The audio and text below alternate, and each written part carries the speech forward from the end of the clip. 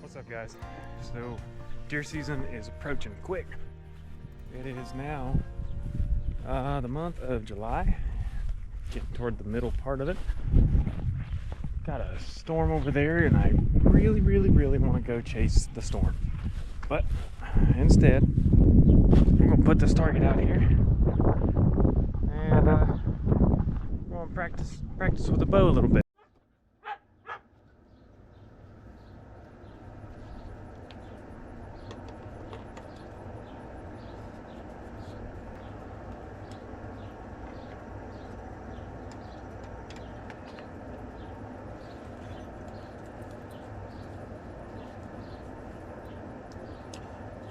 So my release that I use is from Stan, and I use a finger release. I don't use the thumb. Some people prefer a thumb release, but I just use the finger one, and I have no complaints with it. I really like this one. I might find that I like the thumb release better if I give it a try and have something to compare to, but I never have yet, so I'll just stick with what I know this year, I think. Well, first things first, need to get a little bit of range on here. I'm just going to shoot it probably 20 yards today, I think is all I'm going to start out shooting at. 20 right here. Sweet. Just put a little mark in the grass. That's all I do. Just a little mark there in the grass with my boot. Step back here to 30 yards as well. Do a couple 30-yard shots too. Yep, 30 right on the nose. You guys can't see through that, but anyway, I like to be perfectly consistent and accurate when I practice. It's really important. If you're sighting in a bow, or if you're just practicing and you need to know where you're shooting, make sure you know an exact distance. Start out at 20 yards, shooting a Mathews Lift 33, This is not the Lift X, this is the original Lift, the one that has all the bad limbs, which actually ended up not being a limb issue anyway. It was, pretty sure they said it was a cam bearing issue, but they fixed the whole problem, and yeah, nothing to worry about now. So, oh, let's give it a first shot. See if we can still shoot this bow. My goodness, it's been a long time, 4 months since I've shot.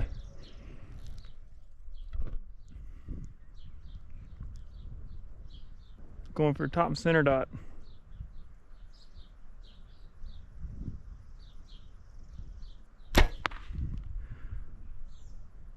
Wow, I was very flinchy. I'm glad that was 20 yards and not 30. I don't know if I would have hit the thing. Whew, not a good start. But this is why we're out here doing it. Just encourage you guys to get out and shoot your bow. I mean, that would have probably shot a deer, but my goodness.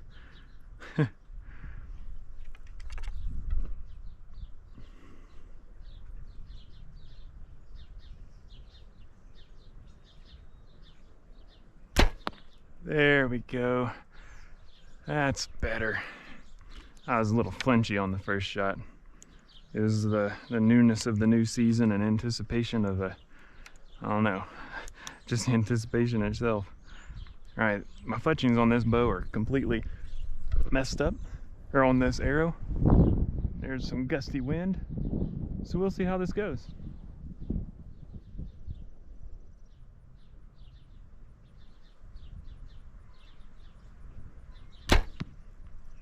Whoa. I didn't hear a dud or a thud, so I must have shot right through a previous hole in that target. That's my guess. None of these have hit where I'm trying to hit yet, though. That's my concern. All right, 4th arrow out of 4. Let's see if we can finally hit where we're trying to hit. This is a bad start to the season, y'all.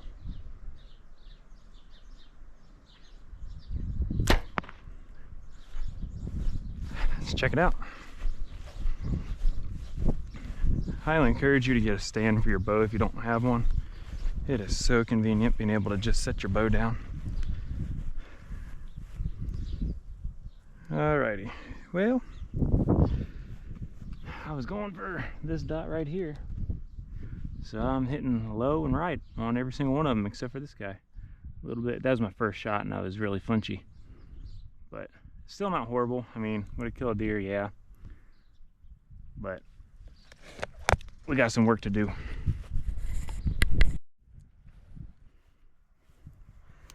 Well, with those shots, I'm a little nervous to do this, but I'm going to anyway. I want to step back here at 30 yards. And depending on how this goes, I may or may not take more shots at 30. I'd like to take all 4 at 30 just to see where we're sitting. All right, there goes nothing.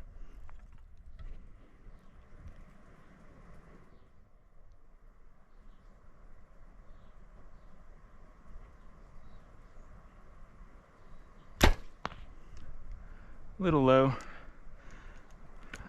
I was pointing a little bit low when I released that, though. My release did surprise me, and that's a good thing. You're way less flinchy if you're surprised when you release. You just want to slowly squeeze.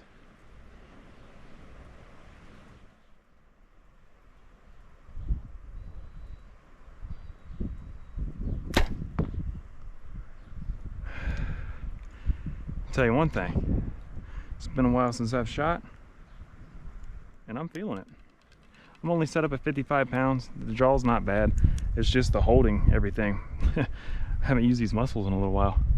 The draw is pretty easy. I mean, 55 pounds ain't nothing for a grown dude, but still, when you haven't used these muscles in a while, you feel it.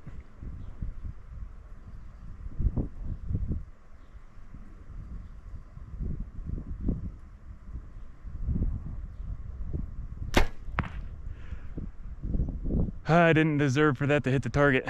I started getting tired. I should have just let down. Oh, I released for the wrong reason there, but oh well. Let's throw one more in at 30 and I'm probably going to call that a day just to kind of see where I'm standing. Don't want to lose any arrows. These fletchings are messed up, so if I lose one, this would be the one. But I don't want to.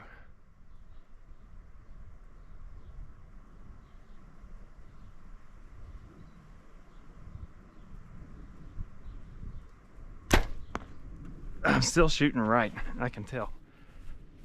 I wonder if I'm torquing my strings or torquing my bow a little bit with my draw. Yeah, I'm feeling it right here. It's so bad. It's not the draw, it's just the holding it. That's, man, look at that. That's crazy. That's like identical to the 20-yard shots. This guy I should have let down, I didn't. So we're gonna just ignore that. These guys, not too bad. I mean, I'm aiming right here and I'm within 2.5 inches on all 3 shots.